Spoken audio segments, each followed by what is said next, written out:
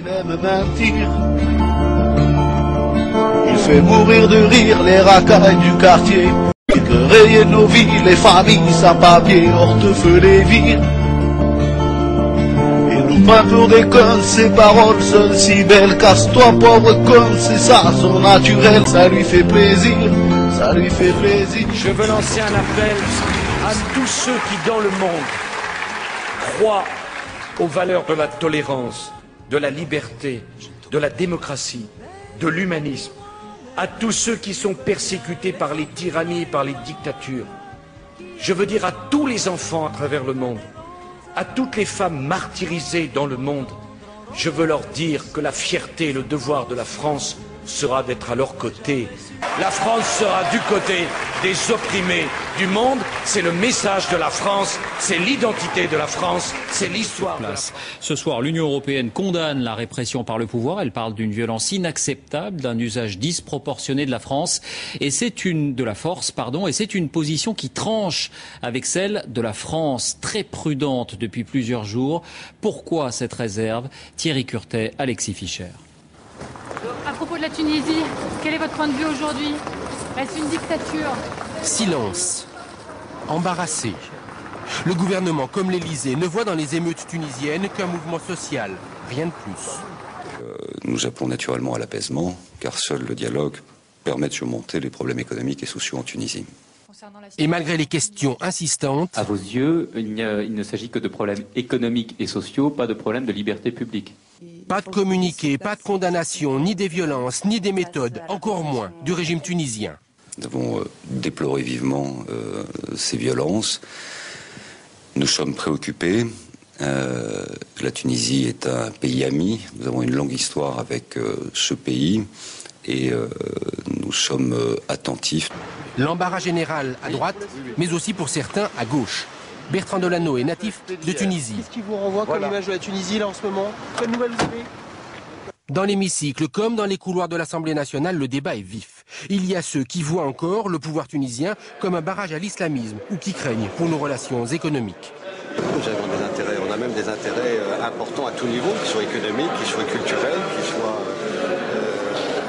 pour les entreprises françaises, également pour les Français qui sont présents là-bas, et ils sont très nombreux, même que les Tunisiens en France sont aussi très nombreux.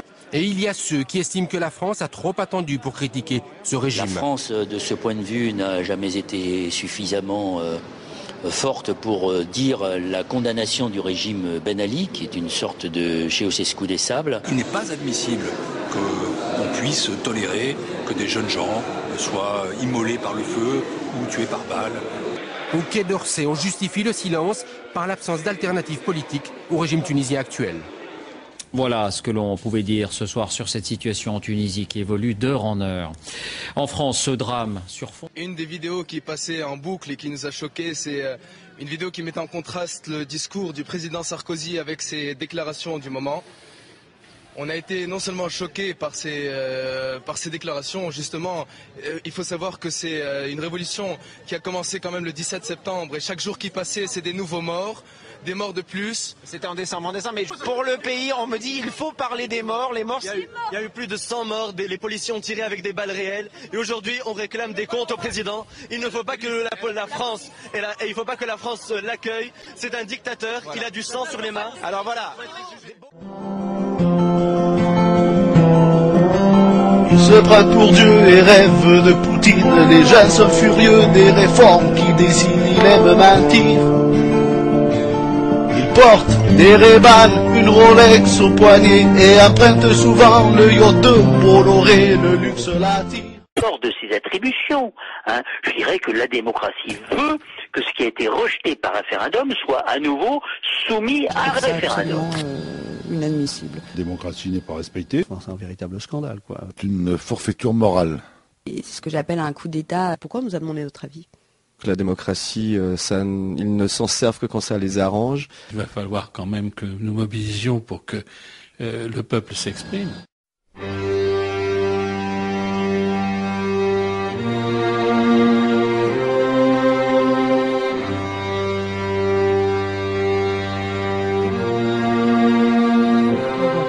La la dernière fois, de la dérive possible des États-Unis vers une politique sécuritaire.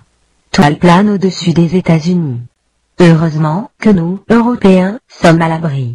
Quoique, vous n'êtes pas sans savoir que la Constitution européenne prend le pas sur les constitutions nationales des différents pays. Alors, intéressons-nous aux droits de l'homme selon la Constitution européenne. Une petite recherche devrait répondre à nos questions. Le document qui nous intéresse ici est la Charte européenne des droits de l'homme. L'article 2, paragraphe 2, de la CEDH. La mort n'est pas considérée comme infligée en violation de cet article dans les cas où elle résulterait d'un recours à la force, rendu absolument nécessaire, petit a, pour assurer la défense de toute personne contre la violence illégale. Petit b, pour effectuer une arrestation régulière, ou pour empêcher l'évasion d'une personne régulièrement détenue. Petit c, pour réprimer, conformément à la loi, une émeute ou une insurrection. Vous êtes en train de nous dire que tirer sur des manifestants n'est pas considéré comme une violation de la peine de mort? Exactement. Vous vous rappelez de ce gendarme qui avait abattu un gardé à vue, menotté, qui tentait de s'enfuir? C'était en mai dernier à Draguignan. Eh bien, selon cette explication de la Charte des droits de l'homme, ce n'est pas une bavure, le gendarme a simplement fait son travail. Européen. L'Europe doit protéger sans être protectionniste. Mr Sarkozy, you're a very good orator, but I'm not so sure you're that good a listener. This presidency programme that you've unveiled this morning shows that you want a European Union that controls literally every single aspect of our lives, everything from a common immigration policy through to how we run our hospitals and our football clubs. I also took it from your comments that you want us to be very isolated from the rest of the world, that if people haven't got the same standards as us, we're not going to trade with them. But worst of all, it's the sheer arrogance of saying that you know best when it comes to the European project. Moi-même, en tant que président de la République française, j'ai dû prendre mes responsabilités. La France a voté non en 2005. J'ai dit avant les élections que je n'organiserai pas de référendum en France. Je pense profondément que les questions institutionnelles, les règles de fonctionnement en Europe sont l'affaire des parlementaires plutôt que l'affaire du référendum. You're showing contempt not just for the Irish people, but for the very concept of democracy which you say you're a champion of. You said the Polish president must keep his word, that he must ratify the treaty because that was his agreement. Well, the Irish people have spoken. Will you respect the Irish vote? Will you keep your side of that bargain which says this treaty is dead? Nous avons maintenant le problème du non irlandais, et c'est certainement pas un Français qui peut porter un jugement sur le non irlandais alors qu'il y a eu avant un non hollandais et un non français.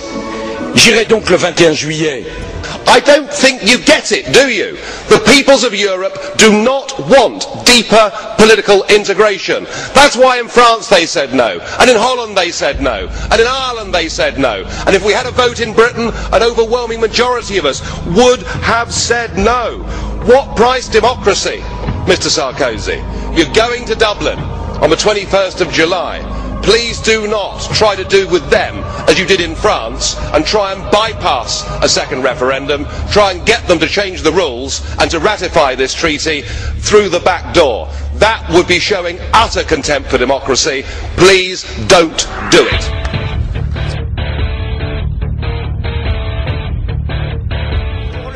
On me dit il faut parler des morts, les morts. Il y a eu plus de 100 morts, les policiers ont tiré avec des balles réelles et aujourd'hui on réclame des comptes au président. Il ne faut pas. L'article 2, paragraphe 2, de la CEDH.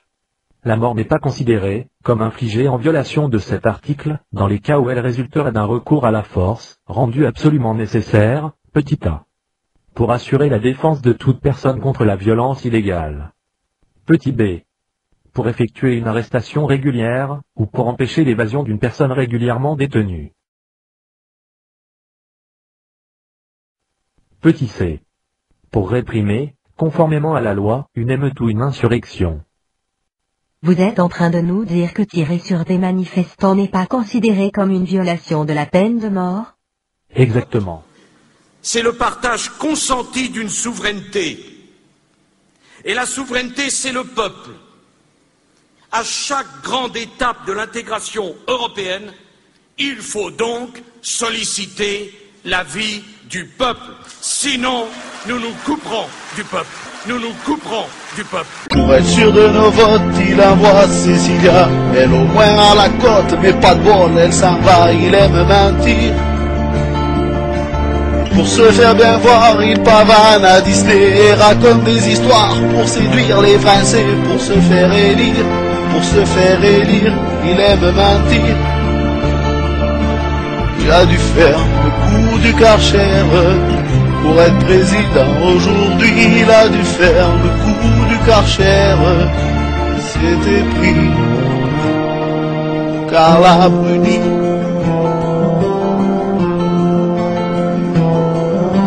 Mais il n'était rien et voilà qu'aujourd'hui, il fait le malin, copie Berlusconi, il aime mentir. S'amuse à détruire tout le pouvoir d'achat, de plus en plus pire, surtout les fins de mois, et ça le fait rire, et ça le fait rire, il aime mentir, oh tellement.